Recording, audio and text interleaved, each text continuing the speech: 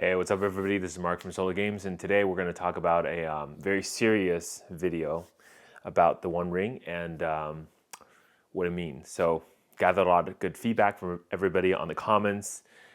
Let's talk about serialized cards as a whole. We'll cover the history today.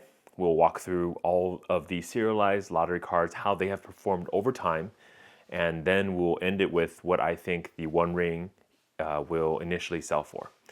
But I think before we start with this video, since today we're going to do a serious video, this is not going to work. I'll be right back. Boom. Fresh. All right. Actually, I feel like my beard makes me look skinnier. Anywho, let's talk history. So when we talk serialized cards, we really are talking about lottery cards. And so I got to go back like a couple years and then talk really about the first time lottery cards technically showed up and was marked as lottery cards. So the first time really when lottery cards showed up was from Zendikar, the original Zendikar, with expeditions. So basically they were more rare than a mythic rare. They were more rare than even a box. So a lot of times you would have lottery cards and it's like, I think Zendikar's rates was about 2 per case, which is about 1 in every 3 booster boxes. So if you look at the actual prices for those, your fetch lands, which are the higher tier ones, are around like 250-ish right now. And the shock lands, which are the little bit lower tier ones, are about like 100, 150, 40-ish, that range, depending on the land, depending on the card, right? Then we move forward to Kaladesh. Kaladesh made the inventions, which these are kind of like artifacts, except they are a little bit more rare. So they became 1 in every 4 booster boxes, about. And so that made it like almost like a little bit more rare than the Zendikar ones. But these were probably the most successful. I think part of it is because the cards really looked different and looked really spectacular, and they were true masterpieces. And if you look at like the most expensive cards, Mana Crypt, right, $1,000 for that masterpiece. If you look at Soul Ring, very generic. Everybody can get a Soul Ring. Soul Ring could be $1, but it's also $1,000 for the masterpiece version. So of course, you can kind of understand how the chase cards will always hold value, because there are some collectors out there who are willing to pay for that kind of like the most rare version of this. And then of course, there's generic ones available for everybody. Not true for Mana Crypt, but definitely true for Soul Ring. And then if you look at the lower end, like Pithing Needle, it's about $130. So most of the masterpieces are holding above $100. So moving forward to Amonkhet introduced the invocation. So these are kind of like the spells that are like special frames, etc. They are about 1 in every 3.5 booster boxes, more rare than the Zendikar expeditions, but less rare than the inventions. Yeah, so about like $100 is about where your range is, and then for most of the cards. And of course, like Thoughtseize, right? Very used modern card. Actually, I'm surprised about this one because Thoughtseize normally is like $25 because a lot of decks will use it, Modern, Pioneer, etc. But the invocation version is only like about 100, so that 4x multiplier is really not that much. I think one of the challenges with invocation was that a lot of people didn't like the artwork. They didn't like the way that the frame works, like with the text, where it's really hard to read. So a lot of people felt like it's just not as cool. That's mostly why those invocations are usually a little bit less expensive than the Kaladesh masterpiece, or a lot less. But like looking at the expensive card like Scarab God is like 250, 270-ish. So still holding good price, but that's definitely not where they want those cards to be. They probably want Scarab God to be around like $700, $800, because given how rare it is, you should hold that kind of price, right, long term. Okay, so that's pretty much where all those stalled out, masterpieces, right? And they actually stopped it. They were gonna do masterpieces for Ixalan, but they canceled it altogether. All right, so moving forward to true lottery cards, where they're reinserted back again. So about 2, 3, 4 years later, in Neon Dynasty, we had the Hitsugus. The Hitsugu had like 4 colors, and of each increasing rarity. And so originally when they first came out, most of the chase lottery version, the Hitsugus, were pretty high up. And part of the reason is because it looked like Neon Dynasty collector's booster boxes, where you could get this card, was super short printed. Like for some reason, either the market gobbled up all the supply, or there was a lot less supply than people thought. And so of course the collector boosters kind of spiked up in price. The set was good anyway, so people were buying it. And then people were pulling the Hitasugus, right? And of course, the rare one is the red one, the rarest one. And of course, you have the red, decreasing rarity anyways, red, and then the green, the yellow, and the blue. After about, Neon Dynasty's been out about a year, I think. Yeah, so about a year. Hitasugus, what has happened to them? Well, most of the versions, other than the red one, basically went to like not a great price. So I think the green one, which is supposed to be fairly rare still, is sitting around $170. And the yellow one is $60 and the blue one's $50. So you can imagine what has happened as all of these kind of fall down in price, right? But the red one has held pretty well. It's actually holding at $1,300. In fact, I think that's about the price when it first came out. I remember seeing 800 or so, and then of course moving up because of the shortage on the booster boxes and people realizing actually how rare the Hitasugus were. So that pushed it up. But of course, it's sitting around 1,300 and even. Now, that's mostly because of rarity, because that card is actually not that great, and the common rare version is everywhere. Plus, you can get like the promo version. So basically, there's a lot of his Hitasugus. Nobody's collecting that card because it's useful. It's not a Black Lotus. It's just a card. Okay, so moving on to Dominaria United. I didn't really want to talk about this, but they did insert Legends cards in there. So these are not reprints, but these are from like booster boxes that they had in storage. At first, I think people were like, oh, it's going to tank the price of Legends cards. But Legends had some weird printing issues. And so some of the cards just never even, they didn't open a single one from all their palettes. And then the other cards were taken out because they're, cultural sensitivity. And lastly, like for the super rare stuff like Moat, Tabernacle, I honestly didn't see a price blip. Like I think I saw a little bit of blip, but then that's it. So, quickly came back to normal pricing. Nothing increased, nothing decreased, but I think we're in this period with old school reserve list cards anyways. I think Tabernacle, for example, Moat are at a good price point. I don't think they need to move up anymore or down. So yeah, lottery card didn't do anything. Brothers War. This is where true serialized cards start actually showing up. And honestly, this is probably the most relevant data-wise for what we're going to talk about today with the One Ring, right? Brothers War. They had retro artifacts, the uncommon, rare, and mythic rare versions.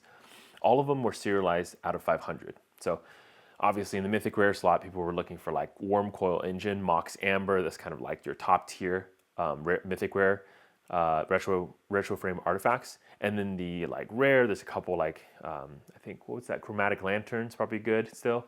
Howling Mine, those kind of things. And then in the uncommon, Swiftfoot Boots. I don't know what people want from the uncommons. They're just so common. So anyways, serialized out of 500. So each one of them had 500 copies out there, right?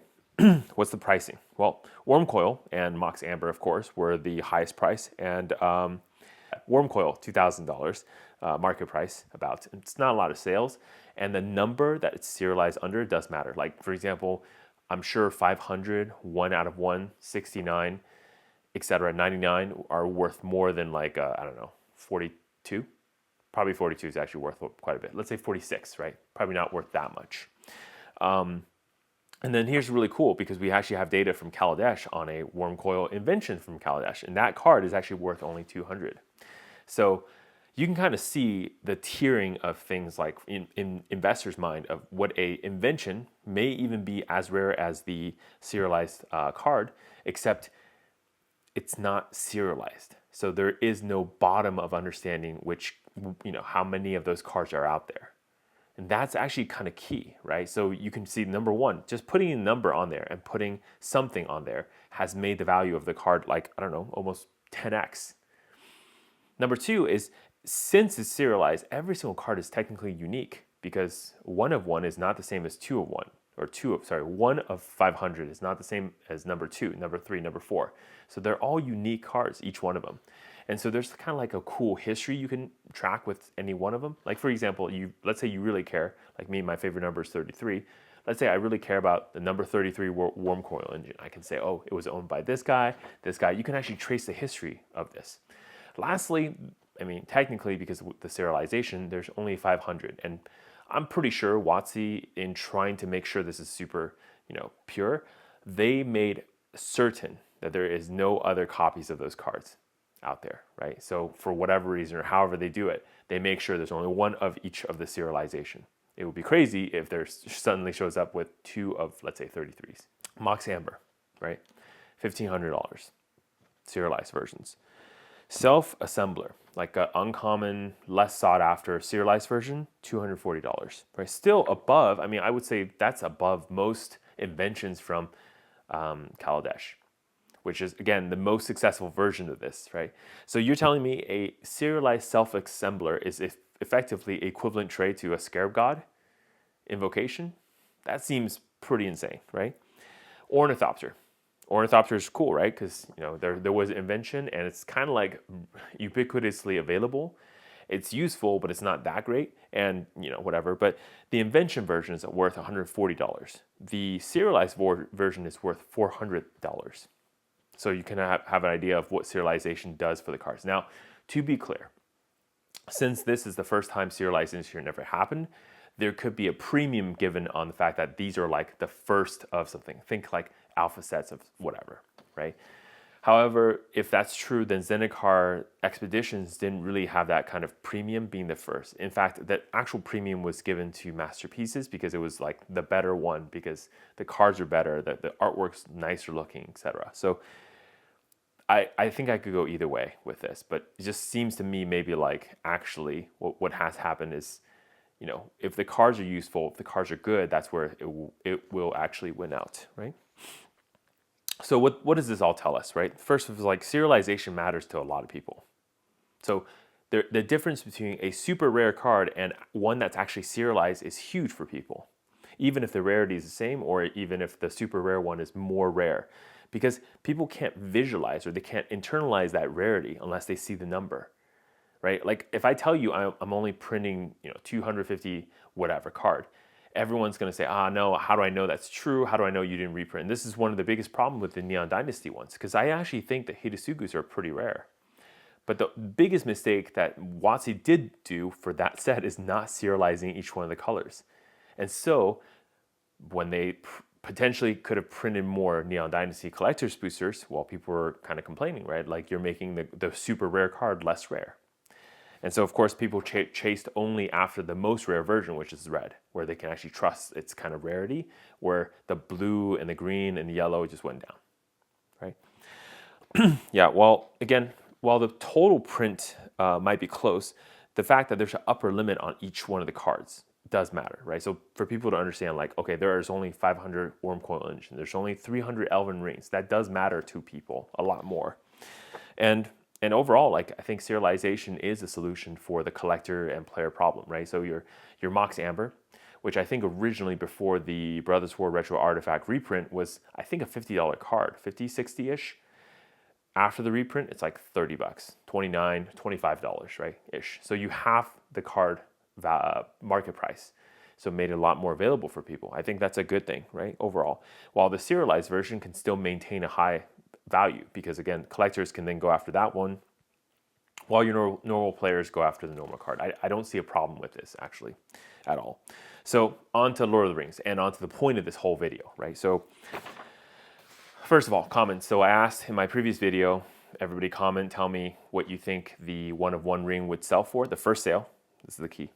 I had ranges from like $50,000 on the low end to up end. I think I saw one comment for $1 million. But most of the people were settling around $350K to $450K being the range that for sale. I think actually this is really cool. First of all, I would just want to say you guys are pretty smart. I think $350K, $450K is actually a really cool and good guess for the range. I think $1 million is interesting, and I'll kind of get to that point in a few. I think $50K is probably unrealistic. I don't think, I think actually if it's $50K, well, first of all, no one's going to put this as a buy now for $50K. They're going to put it on auction. And very likely that $50K will get outbid because there's a lot of people who will probably put way more money than that. So I don't think $50K is super realistic, but maybe I'm wrong, right? So what do I actually think? First of all, every single time you want to value a lottery card, first thing you want to see is the card actually good? Is it useful? Is it decent? Is it a card that people will remember and want? The card looks decent. I mean, look, it's a new card. We don't know long term. If there's combos we haven't figured out. But honestly, like, so what, turn 1, you get Shroud, hexproof for yourself. Turn 2, I guess same turn, you draw a card. So 4 mana, draw a card, hexproof to yourself. And the artifact itself is indestructible. I think that's pretty good so far, right? Turn 2, you draw 2 cards. Turn 3, you draw 3 cards. Turn 4, you draw 4 cards. Sure, you lose life, but likely the deck you're building will accommodate for that. And 1 life for 1 extra card. I mean, we do that with Phyrexian Arena, and you do it gladly. And that card costs 3 mana. And you can only draw 1 card. With this card, you have, first of all, you have options. You don't have to draw the card if you don't want to. Number 2, you can draw more than 1 card, which is cool, right? So like a turn where you need a lot of cards, like I just need 7 cards. Tap, lose 7, but I draw a bunch of cards, and a bunch of my cards could gain me the life back anyways. I don't really care, right? Gristlebrand, for example, you pay like 7 to draw 7. So it's, people, and that's a great card. So I think this card is pretty good, right? And then if you have any shenanigans to like manipulate the counters, add more or remove them, like proliferate, see, or like, somehow move the counters off, you open up options. So I think the card is not solved yet, and I think there's a lot of ways to manipulate it, which actually can make it pretty good. But again, like I said, serialization doesn't really care about how good the card is, because if you serialize it, likely it's going to be worth way more anyways, even if it's a crappy card, right? Hidetsugu being a good example. So let's take the worst serialized card. So self-assembler, right? So your general bad Ichor Wellspring, like the normal serialized cards that are like worth nothing, basically not that great. Well, they're about $250, $240, right? So let's use 240, but they're 500 copies. So naturally, if you do the math, you're supposed to multiply that by 500 to equate a 1 of 1. Imagine if you have a 1 of 1 Ichor Wellspring, what would it be worth? It would be worth 500 times more than the 1 of 500, right? So if you do that math, then the bottom for this card probably is around 120K for the 1 ring. Yeah. And I think that's probably low because, again, like I said, the card is actually kind of good. So, all right. But the card is pretty decent. New card, unsolved, like I said before. Lots of unknown possibilities. Let's do this. Let's take like a Mox Amber, 15, and then we'll average it with the Ichor Wellspring, right? So that totals over to basically like, I think it's like average is 870, and then we multiply that by 500, we get 435K. I think that's a little bit more realistic number-wise of what probably the card will be selling for, and that's like a decently valued card, all those things, right? And if I see the card for 435K, I think that's a pretty good price, and again, we just kind of average out. But here's one other problem. This is the first ever 1 of 1, ever. It's also super on flavor, right? This is the 1 ring. It's not just the 1 of 1 of Jace, the Mind Sculptor. It's not just 1 of 1 of Liliana. It's 1 of 1 of the 1 ring. Super flavorful, universes beyond, so it's hard to kind of print this again without like a Tolkien collaboration type of thing, Yeah, so I think it's actually going to be worth more, right?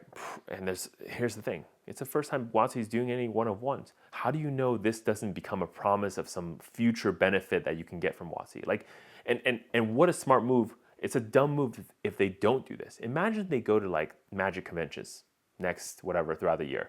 And like the one for fall or, winter, we have something like this. Hey, we're going to invite the ring bearer, right? To just like on stage. The ring bearer gets VIP tickets. The ring bearer gets free whatever. You can imagine them doing this, right? Why would they not do this if there's literally somebody who's going to be the 1 of 1? I think it's actually super interesting if they do this, right? And whatever those promissory things, extra benefits, extra products, whatever, those have value. So that will be tacked on to, the sales value of the ticket. This essentially is like a golden ticket. Think of it like where airlines in the past had like those, I think they're like all you can ride type of airline tickets. You pay like upfront, like let's say $300,000, but then you have a lifetime ticket at the airline. You can fly anywhere all the time. So they eventually lost a lot of money because that's still, the people who bought those tickets really abused the system.